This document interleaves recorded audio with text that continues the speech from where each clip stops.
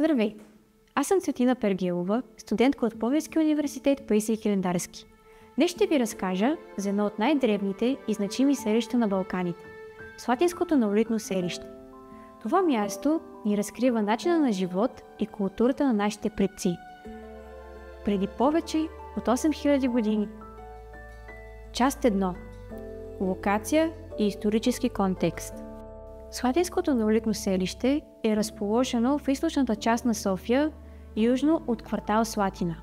Разположено е върху незаливна тераса на левия бряг на Слатинска река. Създадено е в края на 8-то хилядолетие преди новата ера и е съществувало повече от 500 години, което го прави едно от най-големите селища на Централните Балкани. Селището е открито през 1928 година и от тогава е обект на множество проучвания. Открити са 8 нива на обитаване, които разкриват как са живели хората в периода на ранния неолит. Част 2. Структура и начин на живот. Къщите в Слатина са били наземни с правоъгълен или трапецовиден план.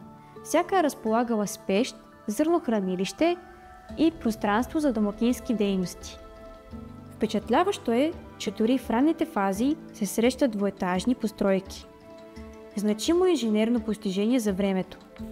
По стените на къщата са прикрепвани дървени полици, като място за съхраняване на керамични съдове, дребни предмети и сечива, както вероятно е окачван и земеделски инвентар.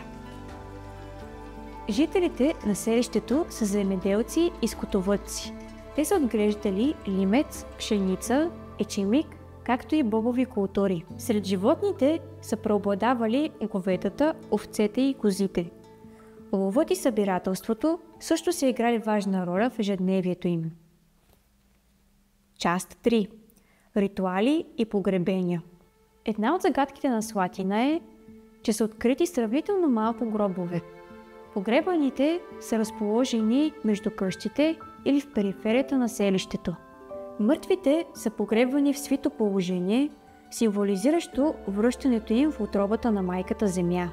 Обредните практики включват изработване на фигури и декоративни керамични съдове, които са свързани с култа към плодородието. В обредни ями са открити човешки и животински кости, които вероятно са част от ритуали за плодородие и защита. Слатинското неолитно селище е не само важен археологически обект, но и ключ към разбирането на ранната история на човечеството. То ни показва как нашите предци са се адаптирали към средата и са изграждали своя свят. Благодаря ви, че бяхте с мен в това пътешествие в миналото. Ако и тази история ви е вдъхновила, посетете Слатина и усетете духа на историята лично. До нови срещи!